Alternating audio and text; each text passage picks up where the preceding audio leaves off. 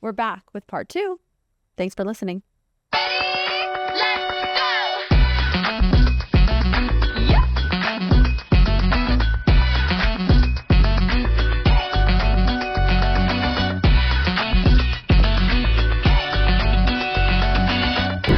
Lastly, why did she laugh in my face while on the phone as I was pleading for her to keep what happened between us private? She knows I have the phone call recorded, so happy to send it over to her if she wants. I can't remember why I laughed. Probably like, I don't remember why I laughed. I can't remember what he said. He was pleading. He told me he was pleading with you to not like name him. Okay. Yeah. I mean, listen, again, this isn't about him, and he was a part of my story. Right. Mm-hmm. And I won't be silent. Like this was a pattern for me with men, and I'm sorry I won't be silenced. Like it's just not. And in terms of, when I confessed my love to him 4 years later, 4 years after the season. Yes. Oh wow. That's I mean, so much of my journey was to finally practice what I preach, be vulnerable, and share my heart. Oh, I love that. And when I ran into him like 3 years later, all the emotions came back and all the feelings came back. And I was like, why am I so good at getting this out of other people, but why can't I do it myself? Mm-hmm. And then I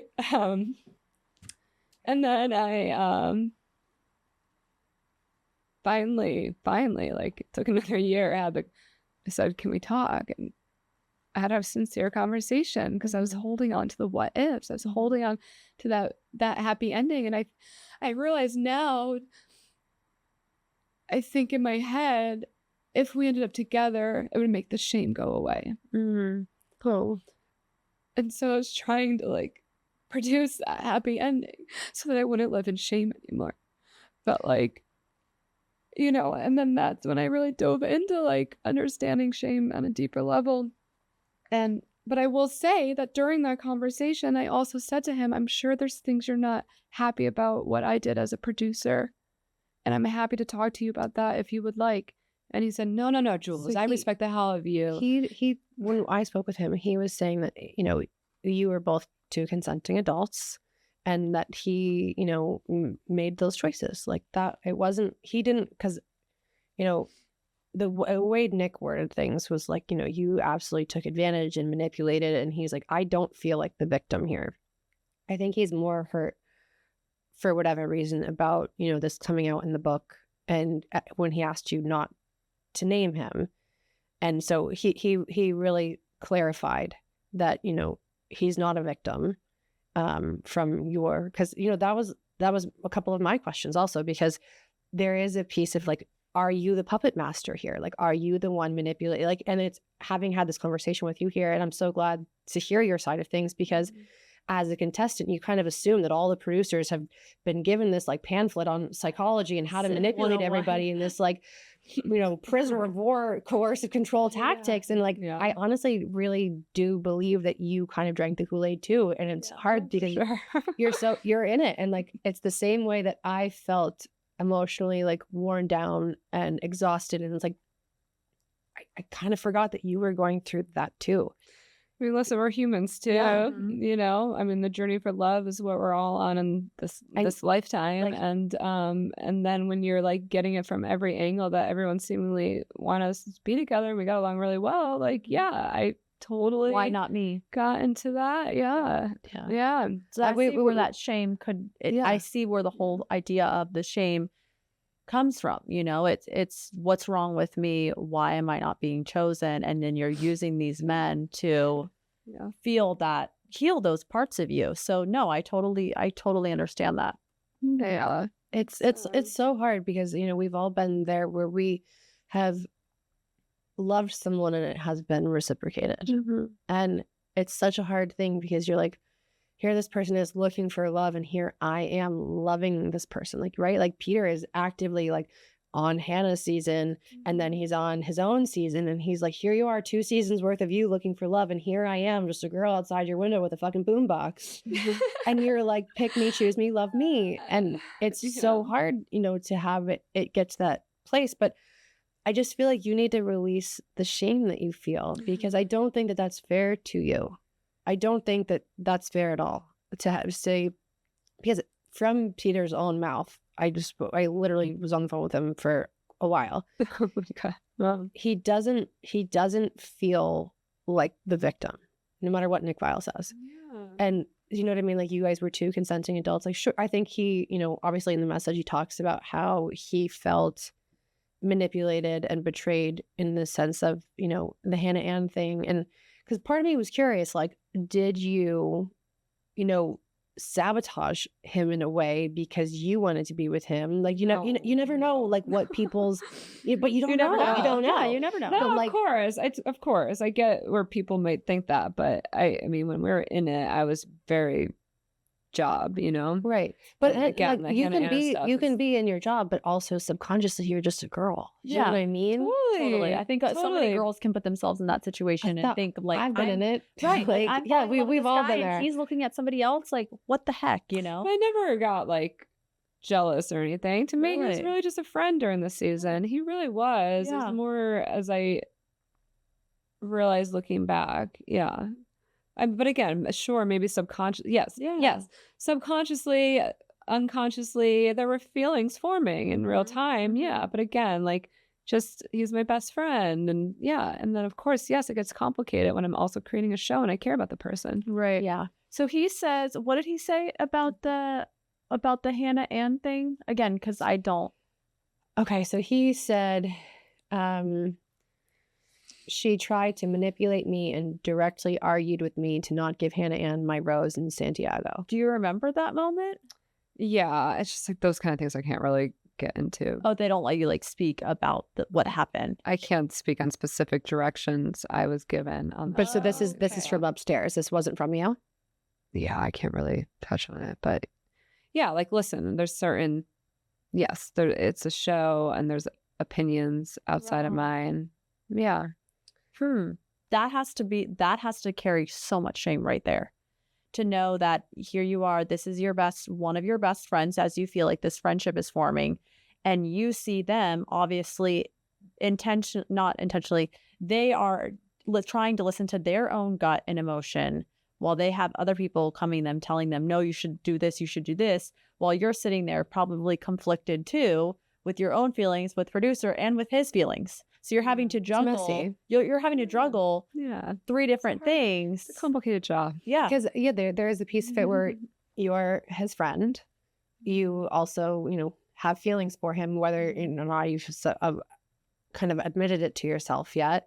And then there's also the part where like, this is your job. Right. Like, as much as it's like, hey, like, that's business, right? Like, While still wanting what's best for your friend. right. But there's this really tough spot where like, it is your job first and foremost. Like, he's there, but and then I understand and I see like this side of you where it is a really hard place to be in. Mm-hmm. And it is hard to kind of, care for somebody so much so you describe him as a soulmate, Mm-hmm. and to have to lie to him and to have to like put yourself in these positions. Like, and then I'm sure. Sorry, go ahead. No, you go ahead. I mean, I touch on it lightly in the book, but the melting point where I left the job was on this flight back, and I remember this moment where I was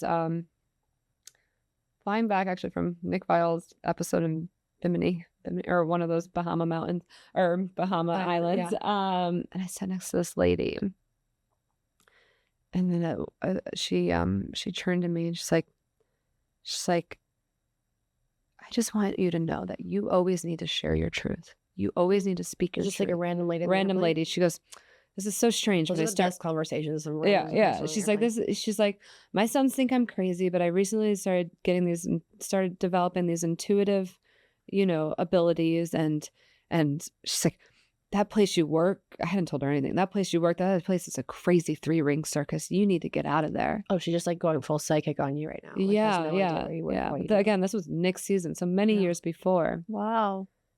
And it always sat with me. And there was like something that had happened, in the Bahamas that like didn't sit right with me on a soul level. Yeah, like I'm a very honest person. I never lie. And then suddenly I had the biggest lie because everyone thought Peter and I ended up together. And then we didn't. And then I had this lie and this secret when people asked, like, again, people always would ask about it. And I lied. I mean, Peter even tried to connect me with podcasts after the rumors came out to be like, oh, they want you to come on and talk about the rumors. I'm like, what do you want me to do? Go on and lie? Like, I'm just not a liar. Right. So what do you mean? Peter was asking you to lie in Well, no, he's just, I don't know what he expected me to do. He's like, hey, he's like, tried to connect shut me it to down? No. He's like, his friend has a podcast. And after he's like, oh, they'd love to have you on to talk about being a producer and about everything that came out. Mm-hmm. But like in my head, I'm like, well, what am I going to do if I go on? Right. Because it's like, this part that you wanted to share that's a part of your journey, but you can't really give the full scoop. And no, I totally relate to that because I feel like every part of your story matters. If you leave a part out, it doesn't connect the dots of the full story. You're not getting authentic. Yep. Yeah. I totally get it. Yeah. And so, yeah, reflect back on that moment of like the importance. And that was sort of that first message. Always share your truth. Always share your truth. Mm-hmm. And then it's weird because on my journey, that message started showing up again. And then I've also, been developing intuitive skills myself. So it's really interesting how, at the time I was like, what? That's crazy. And now I've been on this whole journey, and it's really beautiful and it's really powerful. When I surrendered to God, really, I also mentioned the show really pulled me away from God. Yeah, I bet. I remember Peter asking me, do you believe in God? And I said, I don't know. Like, so we, because at the time I was like, well, religion, so many wars, like the stuff in the Bible is weird. And like, that was my answer.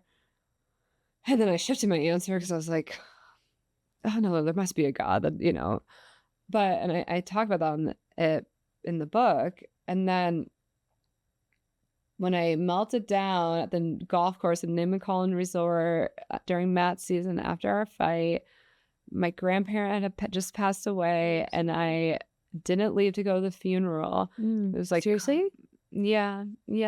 And because it was like COVID time, and that's the time you establish. It was like the first week of filming. That's when I was establishing my rapport with Matt. And to leave, I would have had to be like sequestered for 2 weeks. And I didn't go to my grandmother's funeral. And I think like I dealt with a lot of shame from that. Yeah. And then 3 weeks later, my papa was on his deathbed. Like, so I went from having like 3 grandparents my whole life to only to losing 2 within a month. And then like simultaneously, Matt and I got in a fight. And that's when I had my whole like come to Jesus moment of like, what am I doing in my life? Is this all worth it?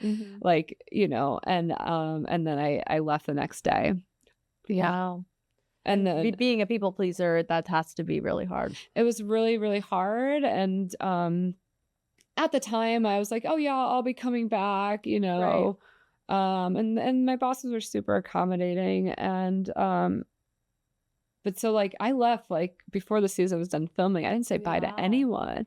So then you imagine like also the grief once I decide to leave the show. It's like I never had that closure. I didn't, as a perfectionist, I never buttoned up my season perfectly. Like I always delivered. Right. I just had my full.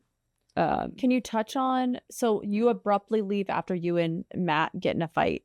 Yeah. What did you guys fight about? It was so stupid. I probably can't really touch on that. But Can you give like a gist? Do it. No, it was so Girl, give us some fiction. Give us some fictional names or something. That's a safe space, sort of. What bothered me the most about that conversation was him questioning my authenticity when I cried during one of his dates when Katie was telling like a really sad story. And I was in the back crying, and then he like accused me of having like fake tears. And I'm just like, I'm like, I think it's weird that you aren't crying. Right. So it just, and again, I that's kind of like mean to just like, hey, just like, shut, like, and we just, we never really clicked. It was hard. I think because he hadn't been on the previous season, so he wasn't used to any of it, Yeah. So strange. He was the Tyler Cameron Nepo baby. He like was supposed to be on Claire's season. Oh. And then I don't remember why Claire said that she didn't. Do you remember what she was saying? Why she was like, there's something about He was in it for the wrong reasons. He was in it for the wrong reasons. And she was like, I don't want him on my season. Yeah. And then she was like giving X's to producers. Like, but no, so no. so like Hannah Brown and like Tyler Cameron, you know who those people are? Yes. She like went down to see him in Florida, I guess, and got like stuck there, like quarantined. Like she like literally like March 2020, like, and then ended up getting stuck there and like quarantined. And so they were like, that was like when TikTok's first going off, and they're like, yeah, that's how TikTok dances. Yeah, Matt James was like his like bestie, and so then he was like in all of Tyler's things, so everybody like got to know him. I feel like through that, like people were like, oh, aren't they dating and everything like that? Yeah. Still, I still kind of shook them. I know that she's married to somebody else, but I still kind of loved her and Tyler together. During her season, I was always Team Tyler. Her. Like I everyone was Team Tyler. Oh, I was like, oh my god, he's my hall pass, you know. Dude, he is so dreamy. I only met him one time in person, and we were in Jupiter. But now he kind of is like, now listen, that guy smells good. And so like, but the whole thing with Matt was that like, so his whole story is kind of crazy because normally people aren't like, they choose from people from their contestants. It probably makes the audience like fall in love and genuinely get to know these people. And so it's like, well, that leads me to another question of like, do you listen to the audience of like who they are? How do you see who the audience like is falling in love with? Yes, the producer. Yes, on that, but I also want to know how did we decide that Matt James is going to be the whole lead? Like he didn't get to be on the show. He was just, you know, like I said, Tyler Cameron's Nepo baby. Am I missing something on him being just Tyler Cameron's like TikTok dancer? No, you're not. Like I remember getting the call and being like, oh God, yeah, like he kind of came out of left field a little bit. Yeah. What'd you have to tell Claire? Well, that he was the lead or something? Yeah. Because they announced it before he even filmed her season. Oh, really? Yeah. Yeah, because she was the COVID season. Right. They had to like hit pause on her season, and he was like in the cast for her stuff, and she was like, so were two shows filming at once? No. So they interesting. I don't know why they announced it. Yeah, that sounds really weird. I know why. Maybe to build traction for the show. I'm not going to say it on air, but I have an idea why. Okay. Yeah. But that's for another time. Okay, so going back to the question then, how from the producer standpoint, I finished answering whatever the last question was. I kind of hijacked her question with the Matt James Nepo baby piece of it, but she was also asking like how you decide who's going to be the lead. Like how do you see who America's like falling in love with, that you like are like, oh, people are still are really, you know, gravitating towards this person. We should position them as like the next lead or something like that. How do you get to that point? Yeah, I mean, typically there is, you know, it's someone from the previous season who you see their heart get broken, and and everyone's rooting for them, and so they become the next lead. There's sort of like a consistent formula. Yeah. The shift happened probably Hannah Brown's season. Like she was like 6th or 7th on Colton's season. You know, instead of like usually it's like this, it would be like the 2nd or 3rd runner up. Someone who went to hometowns usually, you know. Yeah, but I think they saw something kind of unique and special about her, and it clearly it works. That was one of the she was great. Yeah. Yeah, I'm so glad we've got to have this talk, because I really do feel like people have you under attack right now. Like, do you know what I mean? I've seen it from Bachelor Nation, and they're upset by the book because, you know, Peter was upset. But I really do feel like this has been great to kind of get your side of things. And like, you know, and I have had, like I said, had my suspicions on how the producers operated in, but again, it's kind of above your head too. And it's like what kind of goes back to you, like literally leaving this amazing job because you're like, you know, didn't really align with who I was. Right. Yeah. And listen, like I will take full accountability. Yes, as a producer, of course, there, you know, we are creating a TV show, and that's our job. Right. Yes. Exactly. And for me, it was really hard to separate. And so eventually I reached my breaking point and I left to to rewrite my story, Yeah. to find something that aligns with my authentic truth. And I'm really glad I did. And I'm really grateful for Peter, because had that not happened, maybe I would have just kept staying in that grind, right? We get stuck in these cycles, and it's safe because it's familiar, but like, no, it wasn't. I feel like I never, now that I'm much more tapped in spiritually too, I understand it's all happened as it should. I was divinely guided. I went through my journey. I healed. I'm still healing. Obviously, we're humans. The journey is ongoing. Yeah. But I wrote this from the heart, and I think, again, people are so quick to pass judgment without even reading. Well, just how like media works in general. Like, I mean, I assume you know a little bit, since you're on the producing end, like, people pick up clickbait articles and run with it, and they don't have the whole story. So you really have to like learn how to let go of the misinterpretations and being judged and misunderstood. That comes a lot with like having any type of public persona. So how has it been on the opposite end of now having all this like kind of maybe like public scrutiny or public support? Like, tell us what's happening behind closed doors with you personally, and how are you feeling through that? Yeah, it's been an interesting past couple of weeks. I mean, I'm really grateful. I've done a lot of the inner work, and I have a beautiful support system. So I'm trying to stay on that like 5D, vessel of love, and let all the people down here, coming from ego and fear and judgment, do their thing. And just, I try to picture it like I have my protective shield of light, and I have a little bug zapper. Boop, boop, boop, boop, boop, boop. Yeah.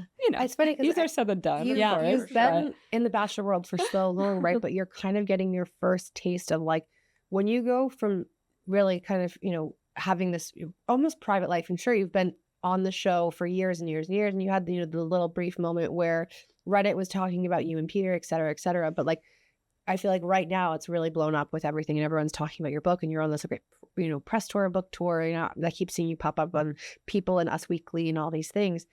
But truthfully, this is your first time getting real like spotlight, right? Public opinion. Yeah. And so like it was really it was a lot to go through as a contestant who and like I didn't even make it that far. Like, and I had people be so fucking mean to me. People are so really mean. Yeah. And these are people who didn't know me, didn't know my story. And I feel like, it's kind of one of those things that like it's hard when you are being vulnerable and you are speaking up a bit. There's always going to be somebody who has something to say and doesn't really understand the whole full story. And it's, good on you for kind of standing strong in your truth. And like, I know Peter is upset that he's named, but I also think he does need to read it. And I think like seeing your heart, I don't think it's necessarily fair given that was very mindful of his heart. I was very kind to him in the book. Yes. It's very kind to the show in the book. I don't think it's fair for Nick to say, and like I understand his we all kind of feel like, we're all being so manipulated by all the producers and all the things. And you kind of forget that you are a human being as well in all of it. And like, there is this piece of like where you've struggled with, what is right and wrong and your job obligation. And also like, you're just a girl looking for love too, who's really like your dating pool. Really the only people you're exposed to are the people on the show between cast and crew. And I think like it good for you for being able to stay true to, your truth, because it's not as manipulative as it may seem to some.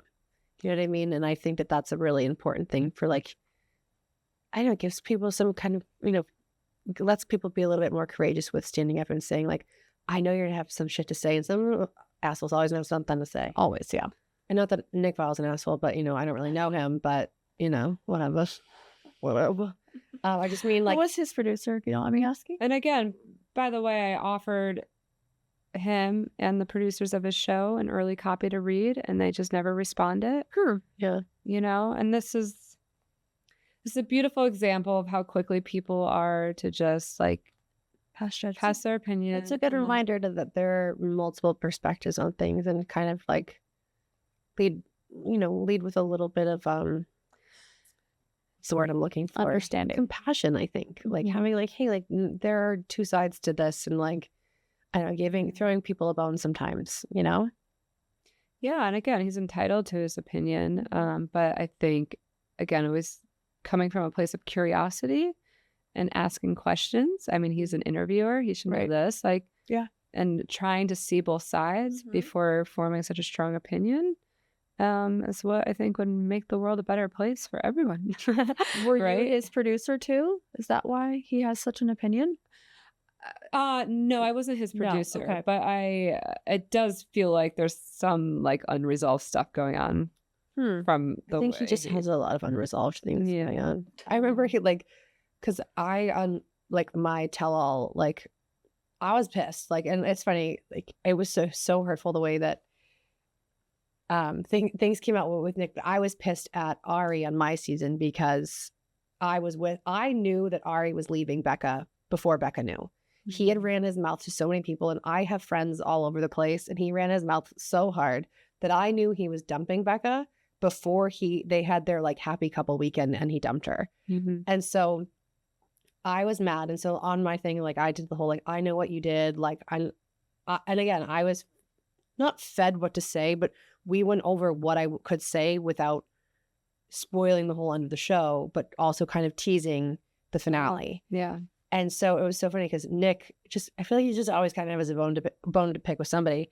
He like wore like a fake outfit that I was like wearing and like wore a wig, and he was like mocking me and like doing this thing. And then he like turns to the camera, he's like, "See you in paradise." And I was like, I did not do that to go to paradise, you bitch. Like, and it's just funny because he just kind of always has a bone to pick with everybody. And like, I get that maybe to him that's what it looked like, but like, I was mad because Ari fucked over my friend, and the fact that I knew Becca was getting dumped before Becca knew she was getting dumped, that's wrong. Shut your mouth. Like, don't have 7 degrees of Kevin Bacon, the rumor mill's running, and that I know before the girl knows. Like, that was fucked. And if the producer tells you to say that, he should know that but like producers are telling you to say something. But I also just like don't give a fuck that that's what he said. But it was like funny because it's like that's like my one experience really with Nick Viall was that, and him just be like, "See you in paradise," and I'm like, okay, like that wasn't why I did it, but also kind of funny that you're doing this. But he just always seems like he's got something to do. Saw this the other day, but my first season was Andy Dorfman's his season.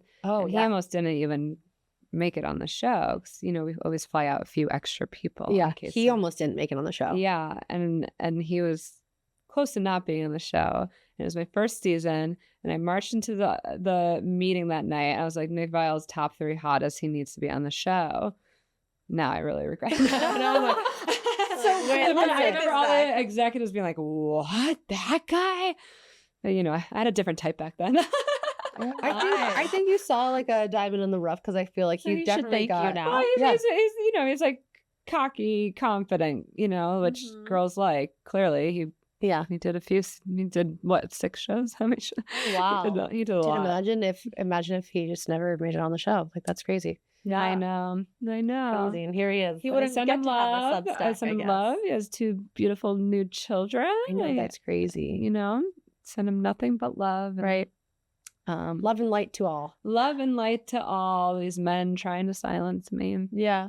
So where are you headed next with the book? What's the next goal? Are you like obviously you said you've created this business as the love producer, helping other women. I mean, do you think this is gonna like turn into a movie? Is it something that you see for yourself? Oh, we are shopping rights right now. Wow. Yeah, so fingers crossed. Yeah. We're a TV show. Who would you love to play you? Oh, who would you pick? I don't know. Oh, I haven't. I wish I had more time to brainstorm that because I love these kind of questions. Yeah, I know. I'm put on the spot, so I can't. I know. I can't come up with somebody quick. But is there somebody that you have? You're like, I would love this. I mean, like dream actors would be like a Jennifer Lawrence or something. Oh, so good, so good. Loved it. I always loved Elizabeth Olsen too, but I don't know if she's around her energy. Yeah, that would be a good one. I could say the Olsens with me. Like I could totally see Elizabeth Olsen. That's a good one. I know Lucy Hill, like loves The Bachelor and super on a big healing journey herself as I've been following her. Yeah. So I'm like, I feel like she would really like be into the role like that. And then, I mean, Sarah Hyland is, obviously involved with Bachelor Nation and with Wells and whatever. But but yeah, so we're shopping the rights for that. So that's so funny. Yeah.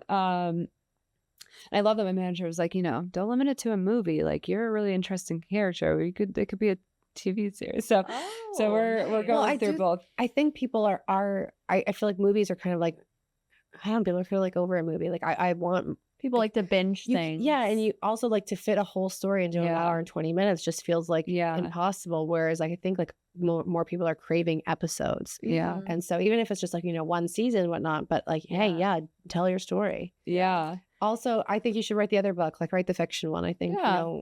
like For shits and gigs. Why not? in your book, you write about the alternate ending, the fantasy ending. And so why do you want to talk about what, what you wrote about in your book, like what the fantasy ending is or was for you? Oh, like when I did like the mock, like after the final rose. Yeah.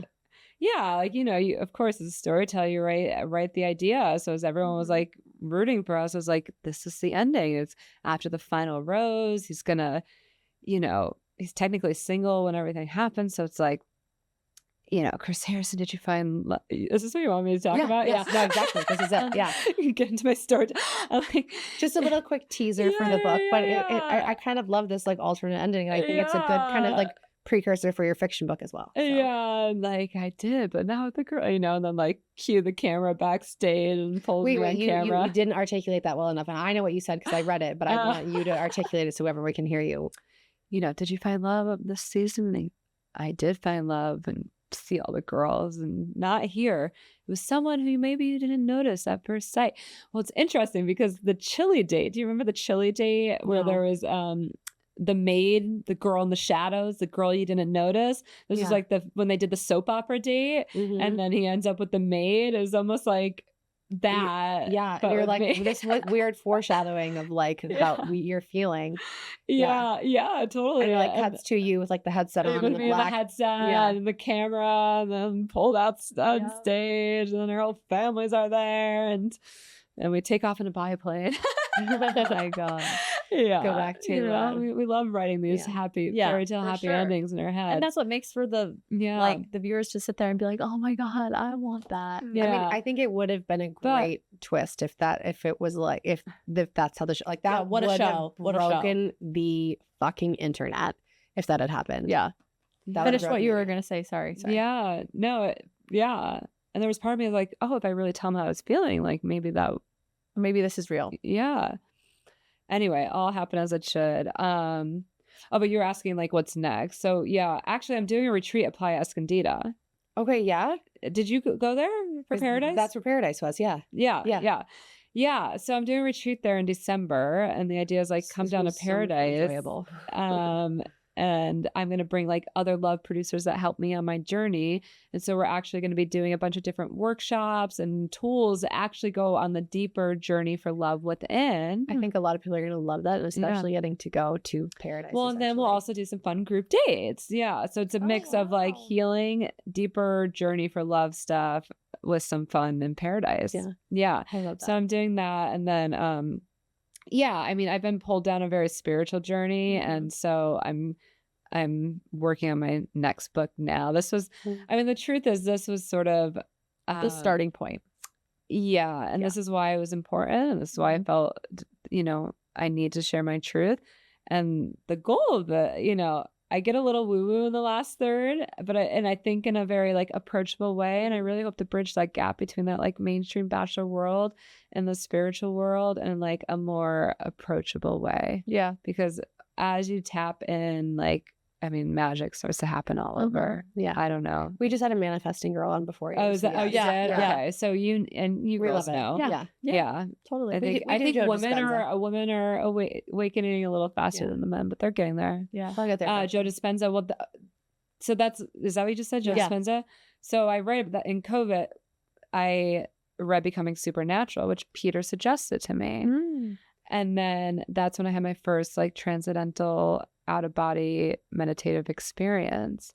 And then I went back to the chaos of reality TV. And then it was really like hard because I'd started to have these sort of really eye-opening, 5D realm experiences. And so then once I left the show, but actually the hypnotherapy school I went to, Joe Dispenza went to too. Oh, wow. Yeah. So cool. Yeah. Yeah, we love all of this. You can hypnotize me. Yeah. Yeah. And then when I got the Reiki training, that was like the whole I love veil was Reiki. lifted. I love Wow. Reiki. That's Then it's- then I started seeing energy, feeling energy. Yeah. Ooh, it was really cool. it's a It is really Have you ever cool. done Reiki, Yeah. Keela? No. It's fascinating. It's really cool. I was skeptical of it all. That's Yeah. the thing. I signed up because I was behind in school and needed an elective. And then Really? I just, all sorts of crazy stuff started happening. It's Wow. super powerful. Yeah. Yeah. Amazing stuff. So I'm just staying curious and diving into all that more. Yeah. I love that. I'm excited to see what all unfolds for you. Thank But just you. curious also, are you dating at all? I'm single. I am single. Okay. I'm open to dating. I Mhm. have been on dates recently, but yeah, I think I realize why I haven't found the person yet. I really do think I need to like birth this because it's like all my dating life and all my stuff. And so And now it's released to the world. I feel like I think you need to release this shame that you're carrying around. I don't think you need to carry it around anymore. And I know that the boys were mean for a second there, but like I really I'm so glad I got to have this conversation with you because I really don't think that this shame is yours to carry around. thank you. I don't. I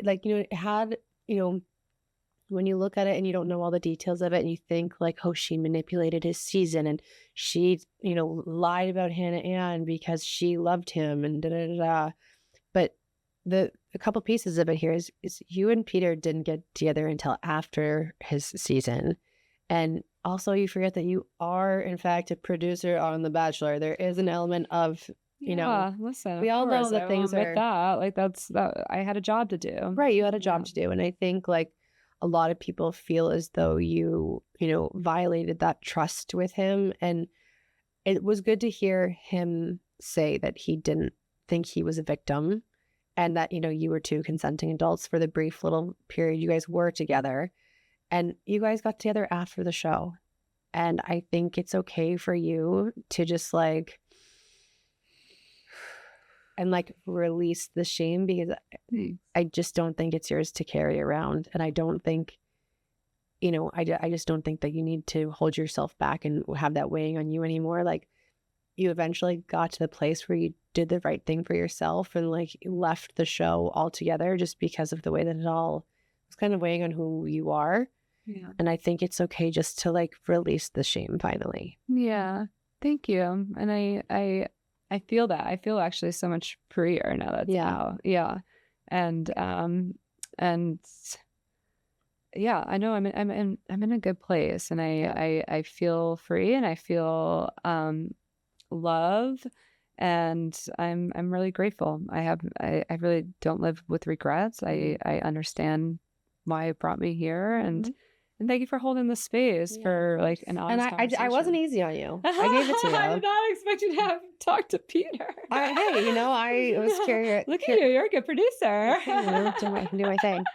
But I did. I talked to Peter and and because it was important for me also for your sake because obviously there's the noise online, right? Of people having their opinions on you. But I'm glad I got to hear from Peter. And obviously when I opened my thing and read that message, I was like, oh my God, it was crazy because, him feeling like, you lied, but you forget at the end of the day that one, this is your job. You are a producer and a dude would have lied to you just the same. Even if, you know what I mean? Yeah. If he had a dude producer, they would have lied too. You know what I mean? Producers lie. Lie. Journalists lie. I mean, it's just an unknown thing, unfortunately. Yeah. There's all these things and it was funny. I've talked about before on a different podcast about my experience on The Bachelor and how right before I went home, it was so smart the way you guys do it. So, and I'll give you the quick spark notes because I've talked about it on another podcast, but I'm getting ready in the room with Tia and Becca and we're getting ready in between the group date and the evening portion of the date. Right. And so we're getting ready. We're a little buzzed. We're just drinking the hot tub. We're doing, trying to, get ready. And a couple of producers come in the room and they're they could have had this conversation in the hallway and they have it in our room. They're like, oh my God. And they're kind of telling it in the corner, but they're talking loud enough where I can hear them. And my nosy ass is like, what'd you say? What's going on? Oh my God, what? And then they were like, oh, nothing, whatever. And I'm like, no, tell me. I'm nosy. Tell me. Yeah. And so then it cuts to, we're like, oh, okay, like, you know, drama with Crystal that night or whatever. And I'm like, okay, like whatever. And so, you know, like 10, 15 minutes later, another group of producers come in and they're talking and they're doing the same thing. And I'm like, okay, like whatever. And you know, the drama, and then a third group comes in and I watch him and I'm like, oh my God. Like I like saw like the fourth wall had been broken, right? And I was like, oh my God, you guys are so good. And they were like, what do you mean? And I was like, no, like this is good. Like, because you didn't tell me what to do or to say, but you're stirring the pot. Like this is not a private conversation like that is happening, and like you don't feel safe enough to have this in our room. You could have had this in the hallway. You're having this in front of me. And they were like, no, we're not. And I was like, yes, you are. And I'm like, I have some liquid courage in me. So I'm like, nah, producers. And then it's great. So then they're like, no. It's like, so I'm not walking into a Crystal ambush right now. They're like, what? No. And then I walk into the date and Crystal's like, can we talk? And I literally like, have you ever watched The Office? Just a little bit. But you know when like Jim like looks at the camera and is like, I literally looked to the producers and was like, I knew this was gonna happen. Right. And then I went home. I feel like you figured it out. I feel like you figured it out. Like she's you gotta be a friend. Yeah. I feel it was just funny how like, and then, but it was nice because I had a moment to kind of prepare my thoughts for, like, I wasn't ambushed because I saw through what they were doing. And so I had a moment to prepare what I was going to say. And I was like, well, that's not actually what happened. And I'm really sorry that you felt that way from your perspective. But like, it is a dating show. Like, we weren't trying to like exclude you, but it was just like, it's an awkward situation. We're all in the hot tub together and you're like, so like we were whatever. And so I had a moment to articulate my thoughts in a way that wasn't dramatic. And I think that also contributes to not good TV. Me going home. So or at least that's what I tell myself. I don't know. Yeah, I'm trying to remember, but I was off planning dates that season. Yep. Great in dates. Paris. By the way, did you make it to Paris? I didn't make it to Paris. You didn't make it to Paris. I got sent home in Tahoe, and then that's right. Tahoe's fun. Yeah, and then because then it was Tahoe, and then they went to Fort Lauderdale right after, where I was literally living, and I was like, you guys couldn't like dump me like in Fort Lauderdale. Like you had to like let me take me home at least. I was like, obviously they send me home, but I was like, I have to fly by myself. Yeah, like at least put me on my way together. So then that would have been like a more dramatic goodbye. It could have like brought you to your home. No, the reason they did that, I think, is because then so all the producers met with me and they're like, you're not supposed to be going home yet. Like this is crazy. Like you were supposed to be like make it to the end. Like we're like shocked that this is how this is going down. And I'm like, no, you're not. Like, this is fucking stupid. Like, you're not shocked by this. Like, and I'm like, I can read the room. Like, I know that this was orchestrated because they tried to get me to come back and be like, I'm still here. Like, and I was just like, I'm not going to do that. And like, I don't need to be on TV that badly. Like, I'm good. Like, I wasn't vibing with him. He wasn't my type. And like, I gave it a shot because like, you know, you're there for the experience. But it's funny when all this is going down and you're just like, I'm not going to be the desperate girl. It's like, I'm back. Like, here I am. Yeah. No. And good on you for saying no. Yeah, I was like that. I just have too much self-respect for that. Yeah. And not much, but some. Just enough to say no thanks. It could be fun too. But you know, it was nice to be wined and dined by the producers in Fort Lauderdale. And they were like, please come back. And I was like, no, but I will take this free dinner. Thank you. Oh, yeah. Okay. So they wined and dined you when they're, yeah. Okay. Yeah. I met with like Louis and Bennett and like, they were like, you're not supposed to be gone. And I was like, well, I am. So bye. Yeah. Thank you. Well, talk about like real life stuff happening. I break up with my boyfriend of 5 years and then have to go to Paris the next week to scout for our season. Can you imagine like going to Paris like broken heart? And like the poetic misery. Years. That's a long time to date somebody. Yeah. And then to be like full in like, let me plan someone else's life. And Paris, of all places, the most romantic city in the world. Yeah. How was that?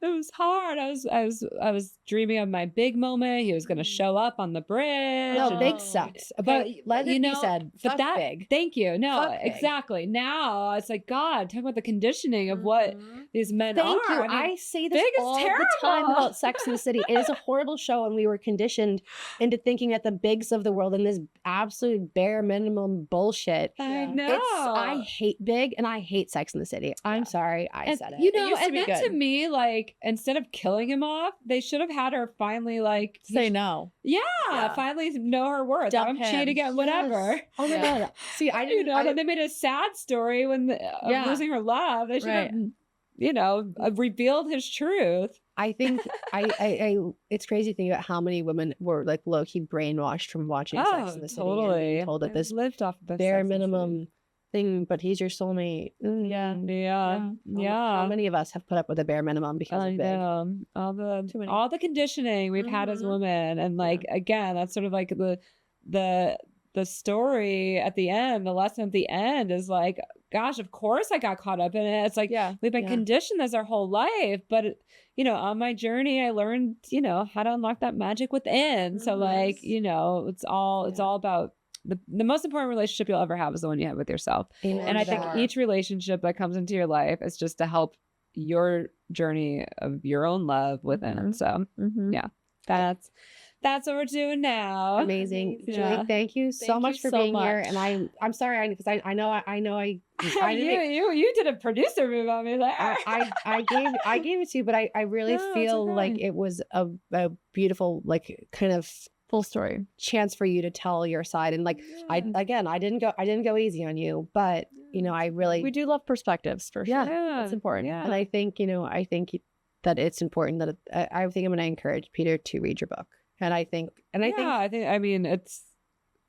to send him the podcast. An audio book? I think he book? needs to hear it. Maybe he can just There's an listen audio to it. book, not my voice. Scarlett Johansson's sister is the voice of my Shut audio up, really? Yeah, That's pretty cool. First, I was offended that they didn't want my voice, and then I made the mistake of going on Reddit and seeing everyone making fun of my voice, and then I'm like, no, you can't go on Reddit. I'm not anymore. No, I'm not on Reddit anymore. Oh my God, I made it my Connecticut twang. I made it through both of my whole season of The Bachelor, my whole season of Paradise, and then also because I did Bachelor in Paradise Australia, and Alex Bordakov was like, "Oh, they're talking about us on Reddit," and I go, "What's that?" Yeah, I know. The worst thing that's ever happened to me is going on and reading about myself on Reddit, and it was like, I was like, "No, I have a hard rule that is not allowed," because also like I just like these who are those people? Who are these people? They're miserable keyboard warriors. They're sad. Right. Yeah, they're sad. So we send them love. There were some nice ones, but mostly not, and that was sad. And it's just like, you're not meant to have access to this many people's opinions of you. So as you continue to gain traction and spotlight here with your book, just remember me telling you, you're not supposed to have access to this many people's opinions of you. Yeah. So turn it off. That's why, you know, I moved out to Topanga now. I know where that is. The valley. It's it's a little canyon town east of Malibu, and I'm just like a total fairy dream now. I'm in like the woods. Yeah. With the fairies and the frogs and the bunnies. Perfect. Back to my inner child is like so happy to be back and grounded in nature. Yeah, and those people, none of them know anything about this Bachelor world. So so it's been a beautiful journey to get there. I'm really happy that you've. And I see you're wearing my bracelet. I am. Here, let me give you one. This is this is my little love producer bracelet with the rose quartz. No, I was so happy. It's totally. My tennis bracelet fell off last night, and I actually just remembering that it's on the floor next to the toilet when I got up to pee in the middle of the night, but. It totally matches my stack, so I'm really happy. I will literally never take this off. So, and again, you know, this message that we could all be love producers, and it's not easy. Everyone gets triggered through their wounds, whatever. But if we could shift our perspective and always approach situations trying from a loving heart, then I think that's a beautiful message. And I'm going to be sending Peter the podcast to listen to, because I think he needs to hear this as well, to kind of release any kind of anger he might be feeling.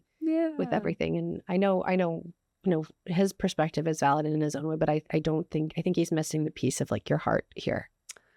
Yeah, I really wore my heart on my sleeve in this book, and I think the people who read it will see that. And I hope if I help one woman, like, you know, own her story and shed her shame and own her voice and her truth, and it's all worth it. And that's what that's why I did it. It's of life for sure. Yeah. Well, thank you, Julie. Thank you so much. Thank you for coming. Wish you all the best. Thanks. Everybody check out Julie's new book, The Love Producer, and theloveproducer.com. Yeah. And they can find you and all of your amazing services. Yeah. So thank you so much for being here, Julie. Thank you for having me. We're so full circle. I feel like having you on my podcast. I know. Is so it's fun. so weird not to be the one asking questions. Right. I'm like, well, thank you. I want to talk to you. I want to hear your stories now, what you're up to. But No, that's too much. Too much. Yeah. I listened to some of the podcasts. Thank you. Well, Thanks for being vulnerable. And, Of course. And it's not easy. yeah. But we try. Yeah. we can. It's important. It's important. Thank for you, our healing guys. journeys. Thanks. All See right. you next We will week. see you next week. Bye. Bye.